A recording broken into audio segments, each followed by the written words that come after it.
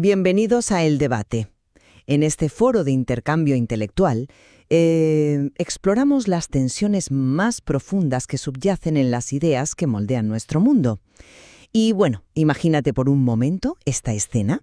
Diriges el departamento de teología de una de las universidades más prestigiosas del país, tienes tu vida académica completamente resuelta, eres una autoridad total en la materia. Intocable, vamos. Exacto, intocable.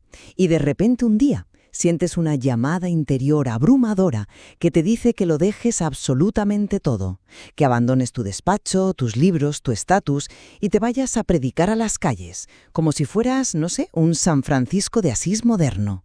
La pregunta inevitable que surge aquí es, a ver, ¿estamos ante un despertar espiritual revolucionario que va a transformar a la comunidad entera o es simplemente una crisis emocional peligrosa disfrazada de revelación divina? Fascinante, desde luego. Y es exactamente el punto de inflexión en la vida de Raniero Cantalamessa. Pasar de ser un académico súper riguroso a convertirse eventualmente en el predicador de la Casa Pontificia, pues nos obliga a mirar directamente a una tensión fundamental. Una tensión que lleva viva desde los mismísimos orígenes del cristianismo, fíjate. Y esa es precisamente la médula de la pregunta central que vamos a desgranar hoy. Cuando hablamos de este carisma espiritual personal, ese despertar interior del que tanto se debate, ¿cuál es su propósito real? O sea, ¿es una herramienta diseñada principalmente para la utilidad y la transformación de la comunidad exterior? ¿O su fin último es la santificación individual, el crecimiento moral de la persona en la intimidad? Yo, sinceramente, como defensora en este debate, me posiciono firmemente del lado de la utilidad comunitaria. Estoy convencida de que el propósito de estos dones es el impacto hacia afuera. Ya. Es el gran mecanismo democratizador de la Iglesia.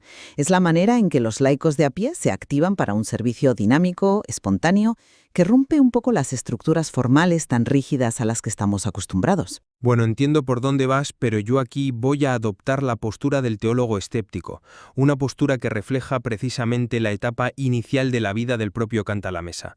Yo voy a argumentar que el llamado servicio espontáneo, si no tiene detrás una estructura sólida, si no está anclado en la obediencia y en un enfoque absolutamente implacable en el arrepentimiento y la santidad individual, carece de verdadera profundidad. Es más, te diría que corre el riesgo inminente de convertirse en un emocionalismo superficial. ¿Emocionalismo? Sí, en fuegos artificiales que brillan un segundo y no dejan nada de valor a largo plazo. A ver, me cuesta comprarte eso de los fuegos artificiales y te explico por qué, para abrir mi posición. Si analizamos históricamente la primera carta a los Corintios, el capítulo 12 es cristalino en esto. El carisma no es un kit de autoayuda espiritual. Los dones de los que se habla ahí, la profecía, la capacidad de enseñar, la curación, el discernimiento, no se le caen del cielo a un individuo para que sea más santo encerrado en su habitación. Tienen una función utilitaria total. Se dan expresamente para edificar a la comunidad que tienes enfrente. La acción carismática es funcional. Y lo que me parece verdaderamente revolucionario, sobre todo si miramos al Concilio Vaticano II y textos como la Lumen Gentium, es que esto rompe el monopolio de la jerarquía. De repente, la gracia no es algo que solo baja en vertical desde un obispo. Claro, se reparte. Se distribuye horizontalmente entre mujeres, entre trabajadores, entre gente sencillísima. El carisma demuestra que no necesitas llevar alzacuellos para transformar tu entorno. Necesitas una fe viva que empodere a tu comunidad mediante ese servicio espontáneo. Vale, mencionas el capítulo 12 a los Corintios, pero fíjate que a menudo se nos olvida lo que viene justo después, en el capítulo 13. Ahí es donde se contrasta esa utilidad exterior con la caridad infusa. Y bueno, para no perdernos en la jerga teológica, estamos hablando de ese amor genuino que Dios inyecta directamente en tu alma y que te transforma por dentro.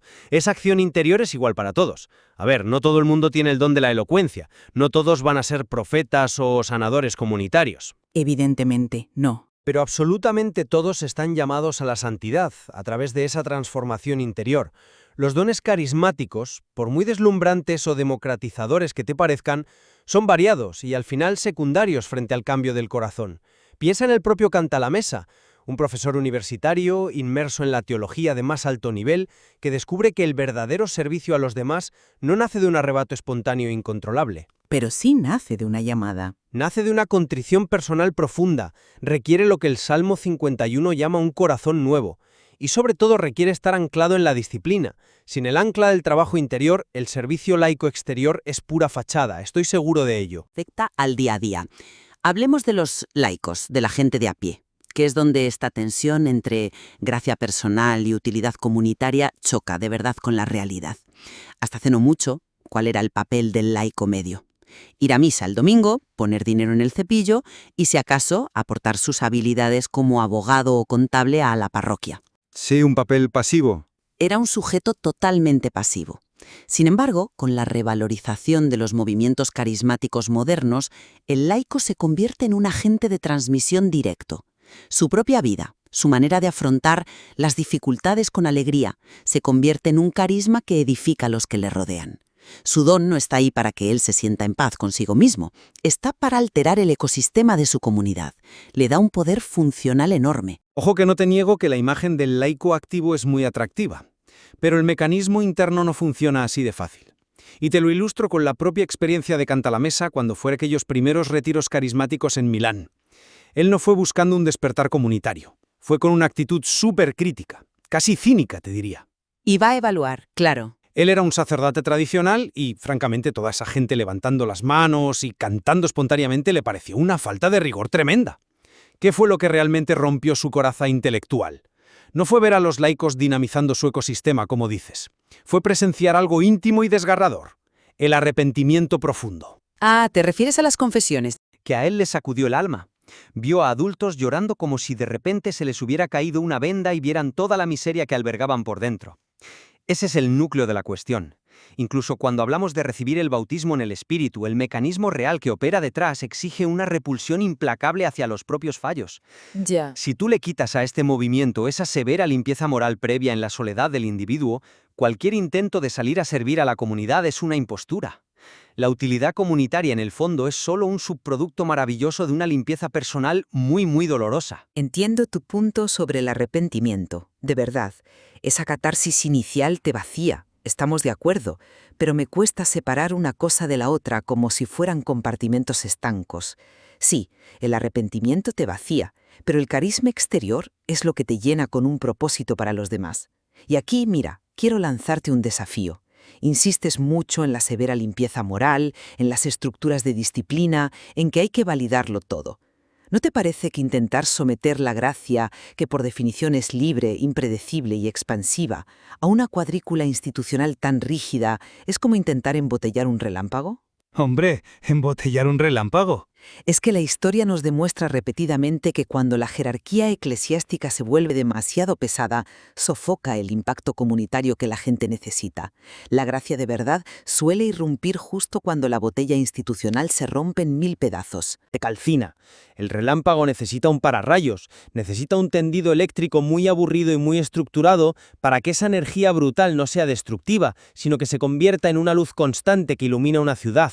Vale, entiendo. ¿Por dónde vas? Yo no estoy diciendo que la gracia no exista o no sea vital.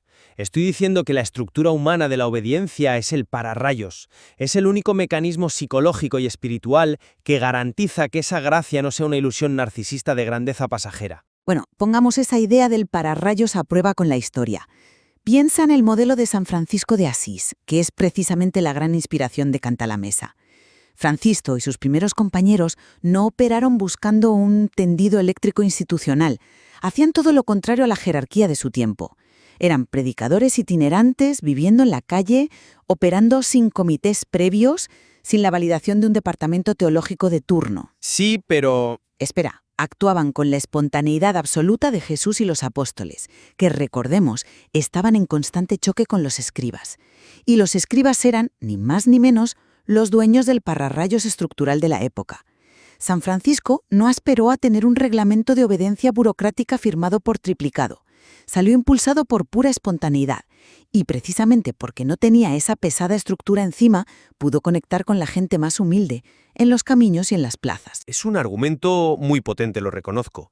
La figura de Francisco siempre resulta cautivadora. Pero a ver, fíjate cómo aplicó Cantalamessa ese mismo descubrimiento a su vida moderna, porque ahí es donde tu teoría de la espontaneidad pura choca contra el muro de la realidad humana.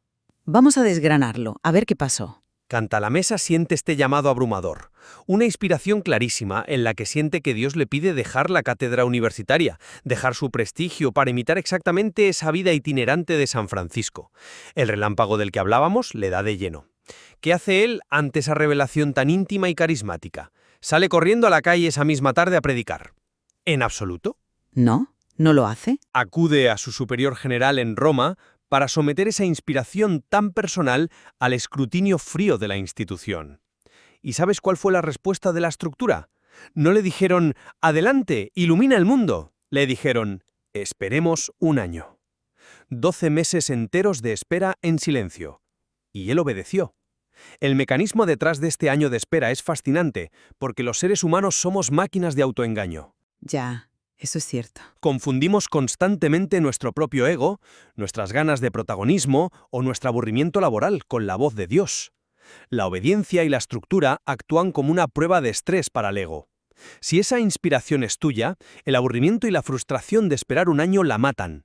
Si es real, sobrevive. Por eso la estructura no sofocó su carisma, lo filtró. Le demostró que la obediencia está antes que la salud. Reconozco el valor de esa prueba de estrés. Es innegable. Ese año de silencio demostró que no era un capricho narcisista. Pero, oye, míralo desde el otro lado. ¿Qué pasó cuando terminó ese año? Que el carisma y su vocación comunitaria terminaron imponiéndose a la estructura. Su universidad, literalmente, le dio por perdido, como si estuviera muerto para el mundo académico. Fue liberado de las ataduras institucionales y se lanzó a predicar de forma itinerante, un camino que acabó llevándole a impactar a millones de personas. Hablábamos del relámpago y el tendido eléctrico. Permíteme darle una vuelta a la metáfora. La santidad individual, esa contrición de la que hablas, es la pólvora. Pero la estructura de la Iglesia, la obediencia, es el cañón. Y el carisma es el disparo. Vaya, me parece una analogía excelente. A ver cómo la sostienes. Muy sencillo. Si solo tienes pólvora, como tú decías, te estalla en la cara y te quemas. Necesitas el cañón, el hierro pesado de la estructura y la obediencia para canalizar la fuerza. Pero sin la pólvora encendida del carisma, el cañón es solo un tubo de metal pesadísimo, inerte, que no sirve para absolutamente nada. El destino final de esa energía no era que la pólvora se quedara bien guardadita en el barril. El destino era el impacto masivo hacia afuera. Totalmente. Pero la pólvora sin el cañón no llega a ninguna parte. La estructura asimiló su llamado carismático y le dio legitimidad. Si Cantalamessa se hubiera saltado a su superior, se habría convertido en un académico errante con un complejo de Mesías. Fue el acto de sumisión lo que le permitió años después ser escuchado. Vale, pues llevemos ese impacto masivo a su máxima expresión empírica.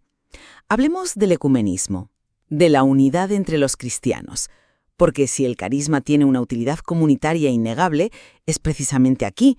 Pensemos en lo que ocurrió en aquel famoso evento de Kansas City en el año 77. Imagínate el escenario, 40.000 personas en un estadio. La mitad católicos, la mitad protestantes, pentecostales, anglicanos. Denominaciones que históricamente llevan siglos excomulgándose y odiándose mutuamente, vamos. Cañones teológicos cada vez más complejos para dispararse los unos a los otros. Siglos de debates estructurados sobre dogmas, sobre jerarquías, que solo sirvieron para fracturar más a la comunidad.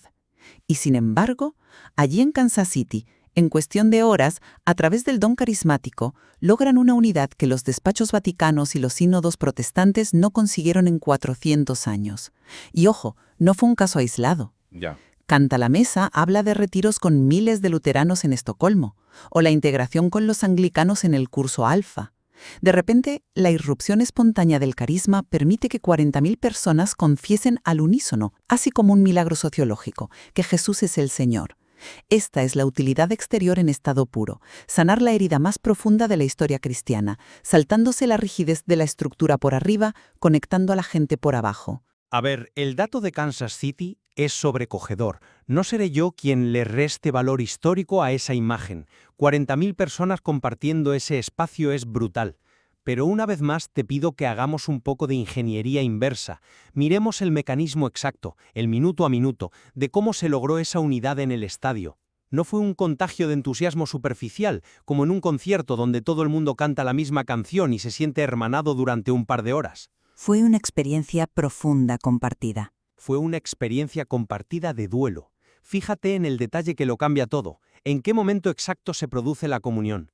Cuando uno de los líderes toma el micrófono ejerciendo un don profético y habla en nombre de Dios, pero no para lanzar un mensaje de victoria, sino para lamentarse. Dice, el cuerpo de mi hijo está destrozado. ¿Y cómo reacciona esa masa de 40.000 personas? No aplauden, no levantan las manos en celebración, caen de rodillas. Sí, es una imagen fuertísima. Poco a poco el estadio entero se desploma en un llanto profundo y desgarrador por el pecado de haber estado divididos tanto tiempo. Volvemos al punto de partida, al retiro de Milán. Volvemos al Salmo 51.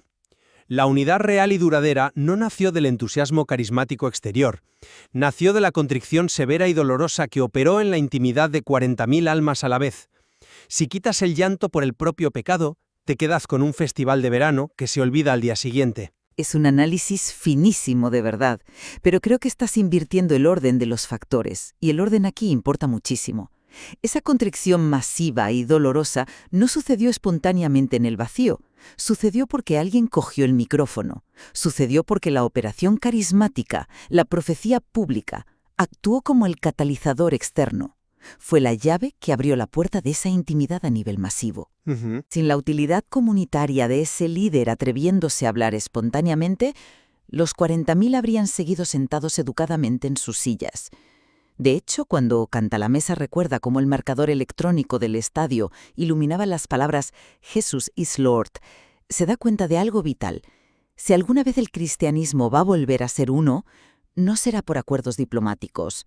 Será provocado por estas irrupciones carismáticas externas que derrumban las defensas de la gente. El mecanismo externo es imprescindible. Imprescindible, de acuerdo, pero instrumental. Es solo el andamiaje.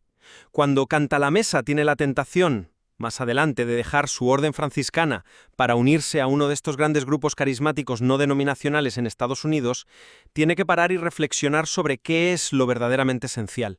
Y su conclusión es clarísima. El objetivo de la renovación carismática no es hacerle propaganda al Espíritu Santo, ni quedarse embobado con los estadios llenos y los marcadores electrónicos. Claro, el fin no es el evento en sí. El objetivo final, la meta, es que tú renueves tu bautismo, que asumas tu profesión de fe, que le entregues el timón de tu vida a Dios en el silencio de tu interior. El carisma, la profecía en el estadio, todo eso es el andamiaje. Pero el edificio que se está construyendo ladrillo a ladrillo es la santidad individual. Y yo defendería que el edificio que se está construyendo es la Iglesia como una comunidad viva y vibrante. Lo verdaderamente cautivador de esta evolución es ver cómo afecta a la mente de un erudito. Antes de todo esto, Cantalamessa se dedicaba a la cristología. Para que nos entendamos, la cristología es el estudio clínico, puramente académico, de la naturaleza de Cristo.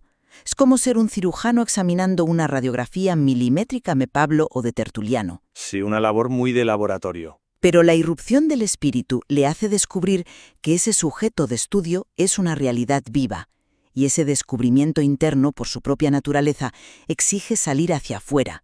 No puedes experimentar eso y quedarte callado en la biblioteca. Tienes que salir a predicar, a enseñar, a volcar esa vitalidad en los demás. La contrición personal es el motor de arranque, de acuerdo, pero el vehículo está diseñado para recorrer el mundo exterior. Reconozco que hay una simbiosis innegable entre ambos polos, y el testimonio oscila constantemente entre ellos, pero me mantengo firme en que la advertencia principal de toda esta experiencia es contra la superficialidad y la vanidad. Cantalamessa confesó el terror que le daba que su propio despertar fuera solo una borrachera emocional pasajera, y la única manera en que logró calmar ese miedo fue dándose cuenta de que la fuerza del espíritu no lo llevaba al escenario a recibir aplausos, lo llevaba directamente a la experiencia de la cruz. Y la cruz no es un estallido de alegría comunitaria, la cruz duele, requiere disciplina, estructura y una negación brutal del ego. Sin ese ancla dolorosa y estructurada, el carisma se vuelve frívolo. Esa tensión perpetua es exactamente lo que hace que este análisis sea tan rico. Para ir atando cabos y perfilar las conclusiones de nuestro debate de hoy, quiero reafirmar mi lectura de todo este fenómeno. Lo que este testimonio nos demuestra empíricamente es que los dones carismáticos no son un lujo místico, son el tejido conectivo indispensable para la comunidad moderna. En una época en la que las instituciones milenarias generan desencanto, donde la estructura eclesiástica se ve a menudo fría o lejana, la gracia democratizada entra en juego. Permite al contable, a la panadera, al profesor, dejar de ser espectadores en los bancos traseros de una iglesia para convertirse en portadores de un fuego vivo. Es la herramienta por excelencia para el servicio exterior y el puente definitivo para saltar los muros que dividen a las diferentes denominaciones. Por mi parte, y basándome en los aprendizajes más duros de esta misma historia, sostengo que ese carisma, aunque inmensamente poderoso, es radiactivo, es sumamente volátil. Sin el ancla del arrepentimiento profundo que vimos en el estadio o en el retiro de Milán, sin la primacía de ese amor interior del capítulo 13 a los Corintios, y sin la dura y frustrante prueba de estrés que impone la obediencia estructural, ese poder se corrompe. El ego humano es demasiado hábil disfrazándose de espiritualidad. Es únicamente el dolor de la santificación individual lo que purifica el servicio exterior y lo hace genuino, para que el mundo lo pueda recibir sin quemarse. Fíjate que, a pesar de lo polarizado que pueda parecer nuestro enfoque, creo que convergemos en un punto esencial y muy práctico, y es que la experiencia de este profesor nos lanza un mensaje directo a los que vivimos en el siglo XXI. La espiritualidad ya no puede sostenerse en un mero asentimiento intelectual.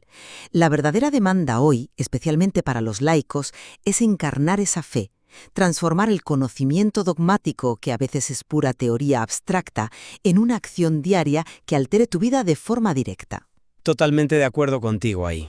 Ver el proceso de alguien que pasa de estar protegido tras la barrera de los textos antiguos en un despacho, a exponerse, a ser vulnerable ante la multitud en un estadio compartiendo el dolor y el arrepentimiento humano real, ese es el triunfo de la experiencia vivida.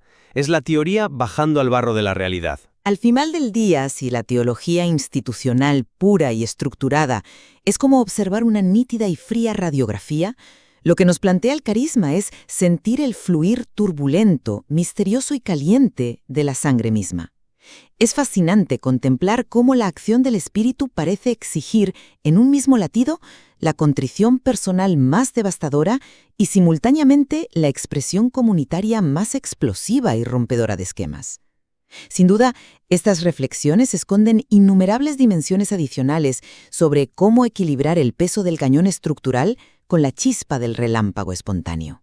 Y como solemos comprobar en estos temas, la naturaleza humana y divina se resiste obstinadamente a caber en las categorías limpias y simplistas que intentamos imponerles. Así es, no hay respuestas de manual.